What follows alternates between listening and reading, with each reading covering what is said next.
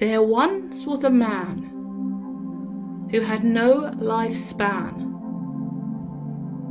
He was the driver of the bus, which evaporated into dust, and every particle of him and the bus he was in swirled through a vortex of love, light and sin.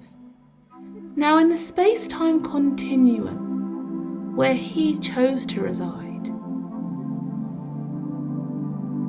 he was deep in a dive of the consciousness tide, the wave-theory in motion, a deep black hole ocean. No wormhole in sight, but there was always delight, for he was a star, an ethereal being, sprinkled across the galaxy. Apparently, time exists. Apparently, somewhere near, there must be a sphere, a place called Earth that I hear. So he looks out beyond the systems and spots something far out in sight, like a seed. It did sprout, little bits of green and blue all about. Is that Earth that I've been seeking? That green and blue dot on the plot? If I waver and wiggle, let my particle ripple, maybe in some time I could align. I see Mars, I see Jupiter. Saturn is near. I see Neptune and Mercury. Venus is there. I am in the solar system, yet I am a star. But the star of the show is that blue and green spot, that dot on the plot, that outlier here. I really do care. Supposedly there's life on that planet down there. So I'll ripple and wiggle and journey over there. So the dot that is the star now seeks the dot that is Earth. I wonder what they both will unearth as they surrender to the systems. We're talking micro and meso, macro, exochrono. We're talking space-time continuum, many moons and many stars. So as the solar system ripples like a Fibonacci spiral, like a heavy wave of tidal, in a knowing at the helm, we surrender and journey. Two variables on the plot. As the plot thickens and stirs, suddenly something occurs. Out of nowhere, a meteor hurtling towards that new world. Will it break up on impact? Will it even make a sound? We watch in resound. No solution can be found, for the meteor hits the planet,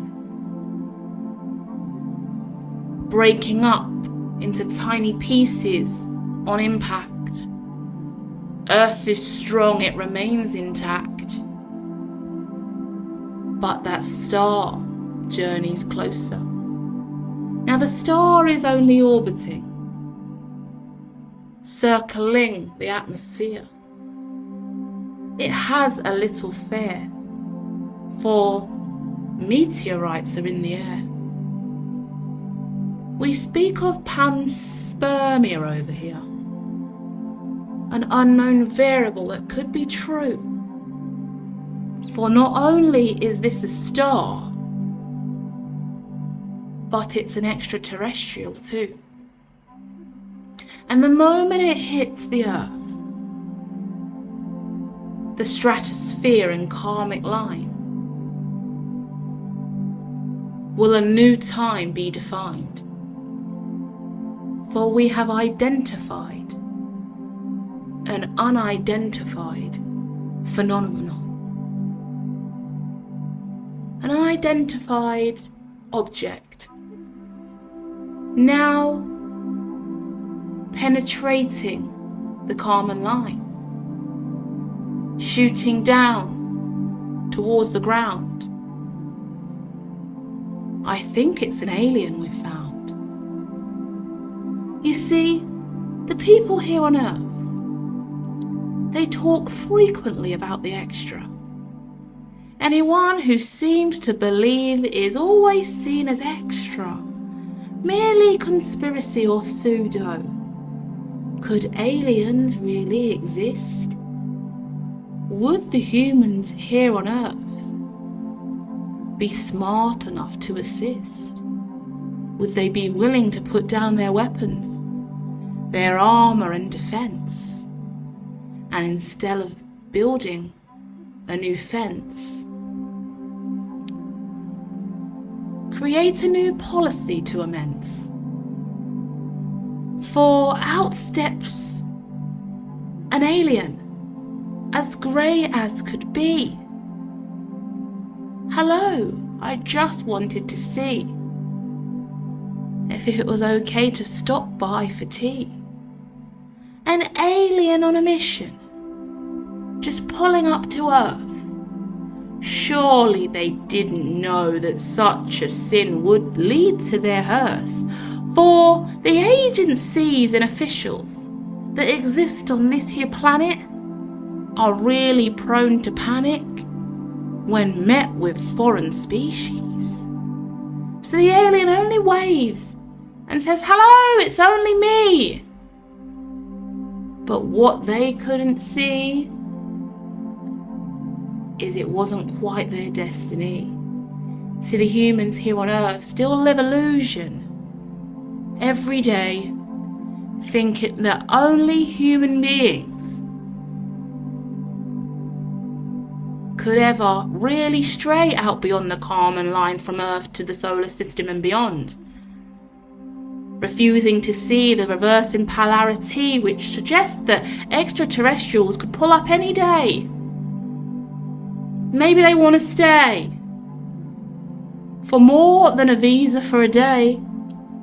Have we decided on jurisdiction and extraterritorial conviction? Who has the decree and policy, the New World contingency, to support the new species that fly in and spin around? Many of them circle up above our earthly town, waiting for the day that they can drive in safe and sound and pull up and go shopping in the local town. They've never been to a cinema, they've never been to a mall, they've never been to a seaside or a shopping hall, they've never been to a marketplace, they've never kissed a human face.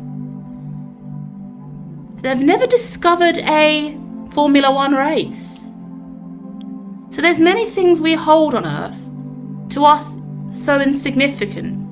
They've never had a cup of tea. They've never Netflixed and chilled. So they would be absolutely thrilled to pull up just for a day. Yet we lead them astray. For aliens have been landing time and time again, merely once were a friend from another planet out beyond the line. So eventually it will be time and the alien pulls up again and journeys on and on. And this is merely a song and story that we tell the species out beyond.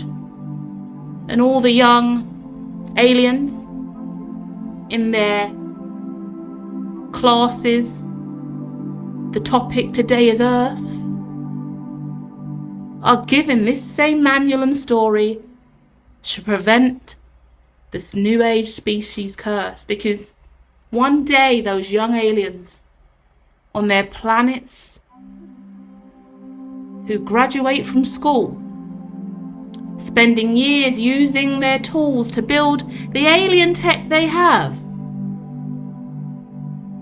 said, I will remain sad if I don't travel to Earth and try to see the world from a different side. They would be absolutely beside themselves if they never tried, so the aliens keep coming. They keep pulling up to Earth. The question is here, will us humans break the curse? Will we wave the aliens in and find them a parking spot for their new shuttle?